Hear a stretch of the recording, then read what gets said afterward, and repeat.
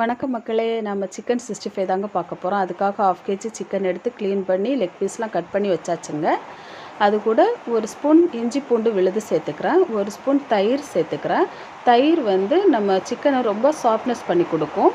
அது கூட தேவையான அளவு உப்பு சேர்த்துக்கிறேன். ஒரு 1/2 ஸ்பூன் மஞ்சள் தூள் சேர்த்துக்கிறேன். 1 ஸ்பூன் காஞ்ச மிளகாய் தூள் சேர்த்துக்கிறேன், தனி மிளகாய் தூள்.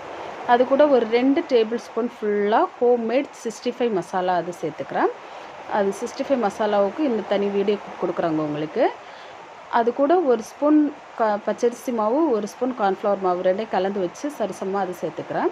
இதை நல்லா பிசைஞ்சு விட்டுக்கோங்க. சிக்கனோட சேர்த்து நல்லா பெரட்டி விட்டு ஒரு 1/2 hour நம்ம அதை அப்படியே ஊற விட்டுடலாம். மசாலாலாம் சிக்கனில் நல்லா ஊறட்டும். அது ஊறினதும் 1/2 hourக்கு அப்புறம் அடுப்பில் வானல் வச்சு எண்ணெய் ஊற்றி சூடு பண்ணிடலாம்.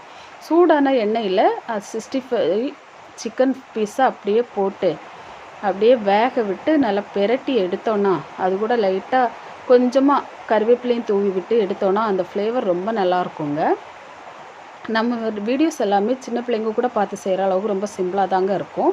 அப்கமிங்ஸ் வீடியோ கூட அந்தளவுக்கு தாங்க கொடுப்பேன். பாருங்கள், 65ல் மசாலா கூட உதிரலை, கிறிஸ்பியாக இருக்குங்க. வெளியில் கிறிஸ்பியாக உள்ளாடி சாப்பிட்டா செம்மையாக இருக்குங்க.